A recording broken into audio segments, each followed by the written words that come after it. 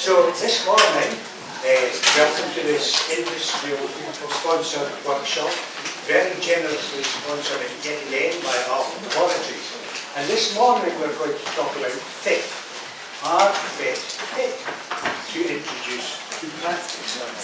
Now, like me, you may be amazed if you think that fit are fairly recent additions to the repertoire, but they're not.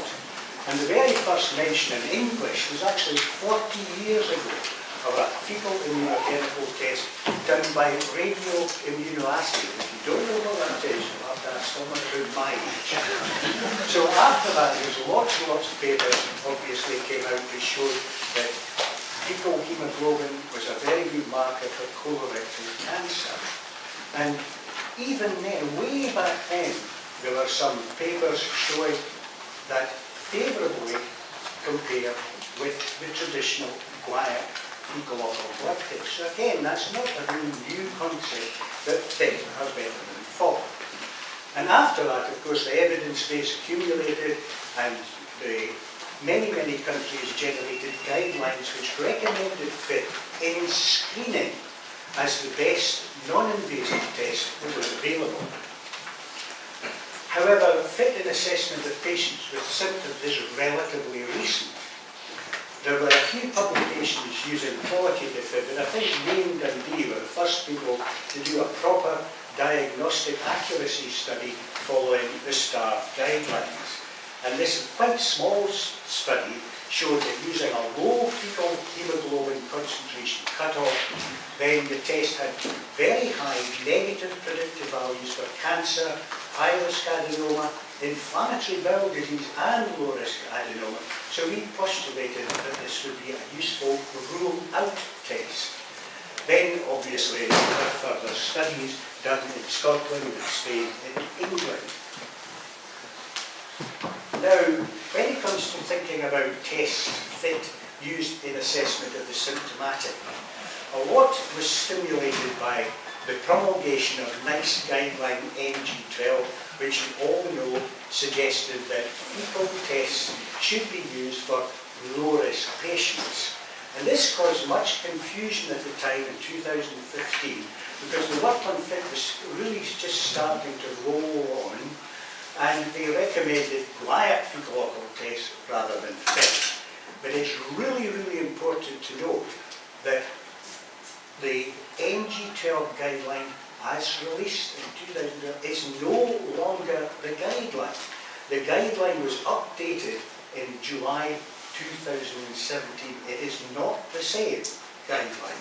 And it was updated because of diagnostics guidance DG30, which talked about the use of quantitative fecal immunochemical tests to guide referral of low-risk patients for colorectal cancer in primary care. So fit in assessment of the symptomatic is rolling out quite rapidly, but there are still challenges. And as I said, today we're going to discuss, are fit now fit to use in practice? And to do that, we have two wonderful speakers. Sally Benton, who most of you will know probably, is Consultant Clinical Biochemist and Director of the South of England Colorectal Cancer Screening Hub. And she will discuss laboratory aspects of fit, including some really cutting-edge new stuff. And then she will be followed by Nigel D'Souza, who is Colorectal Research Fellow at Croydon University Hospital, and he will be giving us, again, really cutting-edge data from the NICE fit study. So I'll hand over to Sam. Okay, so as Callum has said, I've been asked to just touch on quite sort of quickly, I'm moving through it quite quickly, some of the pre-analytical, analytical and post-analytical challenges we face with fit, and just provide some updates on where we're at and some progress we've made recently. So fit, as Callum has touched on, has been used in screening programs across the world for quite a number of years now, and has been demonstrated more recently to having use in the assessment of patients that are symptomatic for colorectal cancer.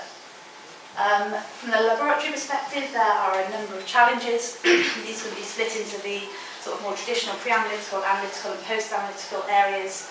From the pre-analytical perspective, we know that stool is not a homogeneous sample. The collection devices are all different from different manufacturers. Patients collect the samples themselves, which inherently introduces variability. Analytically, it really doesn't tick many of our analytical boxes. There's no standardization. EQA companies have challenges developing appropriate material, and there's no third-party IQC available. Post-analytically, I'm going to just touch on some work that Callum and I have been doing around detection capabilities and how we should actually be reporting the results for symptomatic fit. So what I'm going to do is just run through some updates, basically, of some work that's been done to try and start addressing some of these questions. So from the pre-analytical perspective, all the manufacturers...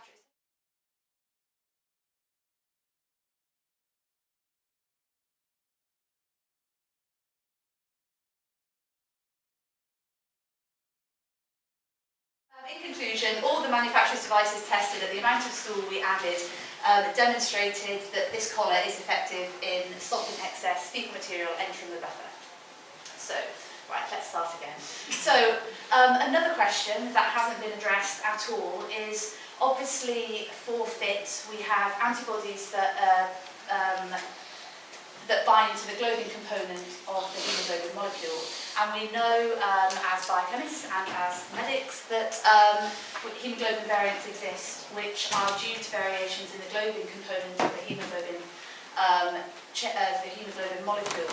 So our question was, if patients have got a hemoglobin variant, does it mean we're not going to be able to detect the hemoglobin that's present in their stool because of where the mutation is? So we did some work looking at 20 hemoglobin variants, quite a small study, to assess whether we could adequately detect the hemoglobin in these samples from these hemoglobin variants. 17 out of the 20 were adequately detected by FIT, and these were sort of the mutations within the globin chain. 3 out of the 20 were inadequately detected by FIT, but if you look at the detail of these, you can kind of understand why. So 2 of them were called blood samples, so they had fetal hemoglobin, and 1 of them was a beta thalassemia major, and the beta thalassemia major have a missing globin chain, so it kind of makes sense why you're under-detecting those. So the conclusion from this work is that the use of polyclonal antibodies appears to limit disruption in antibody detection caused by most hemoglobin variants, certainly in the ones we measured. However, there is a risk of false low or negative results, or false negative results in variants with a missing alpha or beta globin chain. And this is really important that we're aware of. And I think it's something that as FIT is introduced across the country, we need to make sure we highlight this to doctors that are requesting the test. And again, this has been accepted for publication in the Annals. Which is great. So we're going to be doing more work to look at more variants. So moving on to the analytical perspective, there is no standardisation of FIT currently. The EQA schemes have challenges, Finlay's in here somewhere, I think, and so it's how they develop a suitable matrix. Hemoglobin is unstable, so it's how they find a matrix that stabilises the hemoglobin. And there's very little work being done looking at the commutability of EQA materials. So in terms of the work that's being done on that, we have an IFCC FIT working group. We're in the process of developing a reference material, working with a reference lab in Belgium, and a review of the EQA schemes available globally has been carried out. We'll be writing this up to publish, and the plan is to try and work out, along with the EQA schemes, how we best, what the best EQA scheme would look like. So in our hub in Guildford, we're in the process of carrying out an independent evaluation of EQA material that we have on the four FIT systems. UK NEATCRAS and SEQUEL, a Canadian EQA scheme, provide a fecal-like matrix. SKML in the Netherlands provide lyophilized samples, and Wales are in the process of, NEATCRAS are in the process of developing their scheme, and they have 2 different options. And I guess the challenge here is, whilst we all like to receive our EQA samples in the matrix that it comes in, actually, when within labs we receive FIT samples in the tube, so the patient's already collected. So do we actually need a fecal-like material? And the challenge is, when we receive a fecal-like material, you have all this variability, and we don't know if that's pre-analytical or analytical variability. So actually, the results from the EQA schemes are very difficult to interpret. So a third question is how do results compare on different fit systems? So as Callum has sort of touched on, we had the DG30 guidance that came out last year. NICE recommend 3 fit systems. The reason they have chosen just the 3 is because that's where the evidence is available in the symptomatic population. There's nothing wrong with the 4th system at all. In fact, it's very good. And they recommend this very specific cut-off of 10 micrograms per gram. However, there are no comparison studies at all of samples collected by patients from the same bowel motion analysed on the 3 different systems. 10 has, it's not sort of randomly been selected, but because it's what all the studies have reported to, but there's no comparison. So with no standardisation of the assays, how do we know that we're getting the same results, same diagnostic accuracy using 10 on all the analyzers? So we haven't actually done any work on this yet, but Nigel's going to talk about the NICE FIT study, which is a very big study that we're doing sampling for the testing for in Guildford. And we've been given approval to do a sub-study from this big study where we'll send a cohort of patients 3 fit kits. Instead of just getting the 1 fit kit, they're going to get 3 from 3 different manufacturers, and we'll ask them to take samples from the same bowel motion. And then we can then answer, we'll start to look at the question, do the 3 fit systems give the same results, i.e. do they have the same diagnostic accuracy at the cut-off of 10, or should we be having different cut-offs for different analyzers? So my final little bit is around post-analytical reporting of fit. So in symptomatic fit, we're measuring at the very bottom of the analytical range. The analytical range is around 7 to 10 micrograms per gram, up into the hundreds, and then obviously thousands if you're diluting the sample. Some of the studies that have been published, so there are very few symptomatic fit studies, 10, I think is about right, isn't it? And some of these studies have been reporting to 0, and as biochemists we know that you can't report to 0 because you have to be able to distinguish the 0 from the limit of detection. So this is incorrect and inappropriate, and Callum gets very upset by this sort of thing. Oh, quite rightly, so do I now. No, I do anyway. But we need to ensure appropriate and accurate assessment of the limit of blank, limit of detection, and limit of quantitation. But we're talking about a different sample type to what we're used to. It's serum, it's quite straightforward. Urine, it's more straightforward. It's how we do this with the fit samples. So Callum and I have actually just heard yesterday or the day before that we've had a paper accepted in CCLM, which goes through describing how to sort of work out the LOB, LOD and LOQ, which I think is really important for everybody for UCAS purposes. So we haven't got the reference on the bottom because we didn't know in time that it had been accepted. But in the paper we do talk about how you derive the LOB, LOD, LOQ for fit, and I think it's really worth having a look at that. And we also have proposed how you report fecal hemoglobin at these low concentrations. So the limit of quantification for most of the assays will sit quite comfortably at around 10. So above 10 you can report the number. However, it might be quite useful to let doctors know, certainly because we know in some of the studies that levels below 10 are present in cancers. So there were a couple of the studies did miss cancers, but the fecal hemoglobin was less than 10 but still detectable. So we will recommend that at less than the LOD, fecal hemoglobin less than the limit of detection, reports not detected. Between the limit of detection and limit of quantification, you just report it as fecal hemoglobin detected, but don't give a value because you're confident to the value, and if it's greater than or equal to the limit of quantitation, which will probably be between 7 and 10, when you work it out in your labs, report the concentration.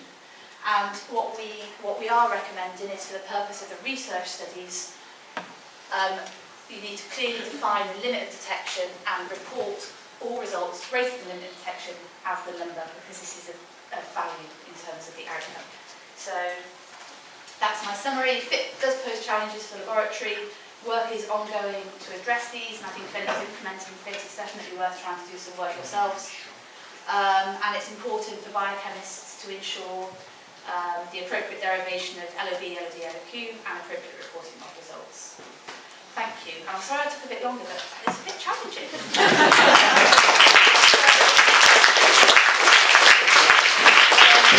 I'll hand over to Nigel. Great. just cut to the chase and tell you about the results of our study. So I'll be talking to you about the results of our pilot study we conducted at Croydon over a 1-year period. And these are basically all comers who are undergoing colonoscopy and returning a fit test. And so we had about 384 patients. And for those of you who've been to Croydon, it's a very ethnically diverse population. And I think this was reflected in our study population. The majority of our patients were referred for 2-week wait symptoms. But we also had about 20% of patients who were referred for symptoms off the 2-week wait pathway. So these are low-risk patients that meet the new GG30 criteria. And then we have another 20% of patients who are undergoing colonoscopy for follow-up reasons such as family history, bowel cancer surveillance, polyps, IBT surveillance. And what you can see over here on the slightly busy graph is we had about 13 patients diagnosed with cancer. And you can see quite nicely that as the risk profile of these patients decreases, so does the detection rate of cancer. What was quite startling to us is also the number of patients who have normal colonoscopy who are referred with symptoms. So a third of patients referred with high-risk symptoms have no disease whatsoever, including benign disease at colonoscopy. And this goes up to 60% of patients who are referred with low-risk symptoms off the 2-week wait pathway. What was the distribution of our fecal hemoglobin levels? Well, what we found is if you set your cutoff at any detectable hemoglobin, so only patients with detectable hemoglobin undergo colonoscopy, you'd reduce your colonoscopy rate by 67%. And if you set your cutoff at 10, you'd reduce your colonoscopy rate by 82% in all patients in this study. How does this impact our findings with cancer? Well, if you set your cutoff at 10, yes, you'll reduce your colonoscopy rate by 82%. You'll have a good sensitivity of 92%, but you'll miss this cancer over here. If you lower your threshold to any detectable hemoglobin, you will get 100% sensitivity, but you will still get a reduction in your colonoscopy rate of 67%. We also looked at our patients who met the new DG30 criteria. So those are patients who are low risk in the old NG12 criteria, or patients referred off the pathway. What we found quite interesting is that a lot of these patients actually have a lower median fecal hemoglobin levels compared to your high-risk patients. And actually this makes sense. More of these patients will have normal colonoscopy with no disease found. And if you set your cutoff at 10, you'll actually reduce the number of patients in this population going for colonoscopy by 91% without missing any cancers. And if you set it down to 2, you'll still get an 80% reduction, again not missing any cancers, 100% sensitivity. Of course, this is a small cohort, and this is the problem with a lot of this research, it's underpowered. And what we've seen and what we've learned from the Scottish and the Nottingham studies is meta-analysing all these studies can lead to problems because you need that row-level data to predict when you get these false negatives and missed cancers. And that's what we've learned with anemic patients. Actually, if you've got a low serum hemoglobin, you can get false negatives. And that gives you a very simple clinical rule. Don't rule out cancer if you're FIT negative and you're anemic. So our recommendations are, we've got to learn from the pilots that are being conducted in Scotland, Leicester and Nottingham to learn how they safety net their patients and what the best way forward is to prevent delayed diagnosis in these false negatives. And in the meanwhile, what we want to do with the NICE FIT study is establish an evidence base for high-risk and low-risk patients. And I've been told by Prof. Fraser that we're in a bit of a rush. So I'm not going to talk you through the study. I'll just let you know that we're recruiting at lots of sites around England, always keen to open more, where NIH are bad. So every patient we recruit to the study, you'll get funding for. And we're recruiting now at 25 centres in the UK, in England, and we've recruited, I think it's 3,500 patients so far. As Sally mentioned, we're looking at carrying out further sub-studies, looking at different ways of sampling. We're looking at possibly carrying out a polygenic risk score, looking at biomarkers in the blood or in stool for ctDNA and other things to reach that sensitivity of 100% for a rule-out test. But also importantly, I think we're looking at, we're trying to get funding to research how we can improve the patient experience with FIT. How do patients feel about testing their poo for blood and for bowel cancer? And how do they deal with the uncertainty from a less invasive test versus a colonoscopy, which supposedly can give you a 100% rule out for significant bowel disease. Before I finish, I probably need to thank Matthew from Alpha Labs and also Sally, not just because without them I can't do my study, but because from the very beginning when we've been unfunded, they supported and encouraged our research. So thank you very much.